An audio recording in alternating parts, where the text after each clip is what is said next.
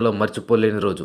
పదే పదే నేరాలకు పాల్పడుతూ ప్రజల్లో భయం సృష్టించిన 50 మంది రౌడీ షీటర్లను పోలీసులు నగరం మధ్య వీధుల్లోనే బహిరంగంగా నడిపించారు. వీఆర్సీ సెంటర్ నుండి గాంధీ బొమ్మ వరకు ప్రధాన రహదారుల మీదుగా నడిపిస్తూ ప్రజలకి ఇకపై నేరం చేస్తే కప్పర్దారని స్పష్టమైన సందేశం ఇచ్చారు. గత కొన్ని నెలలుగా నెల్లూరులో వరుసగా జరుగుతున్న హత్యలు, కత్తిపోటు ఘటనలు, కొంతమంది నేరగాళ్లు ఏకంగా పోలీసులపైనే హత్యాయత్నాలు చేయడం పోలీసులను సీరియస్ చేసింది. దీంతో జిల్లా ఎస్పీ అంజిత గారు నేరాలను అరికట్టేందుకు కఠిన చర్యలు ప్రారంభించారు. ఇప్పటి వరకు వార్నింగ్లు, కౌన్సిలింగ్స్, ఇకపై కర్ర క్యారింగ్, పోలీస్ కోటింగ్, జీరో టాలర్స్. నేరగాళ్లు, రౌడీలు, గూండాలు యాక్షన్స్ చూసి గుబులు పడేలా పోలీసులు తమ శక్తిని చూపించారు.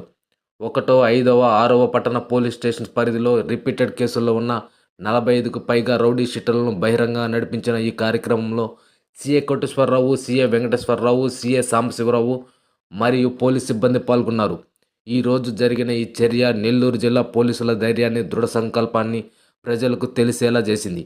ఇకపై నెల్లూరులో నేరం చేస్తే కౌంట్ డౌన్ స్టార్ట్ అయినట్టే.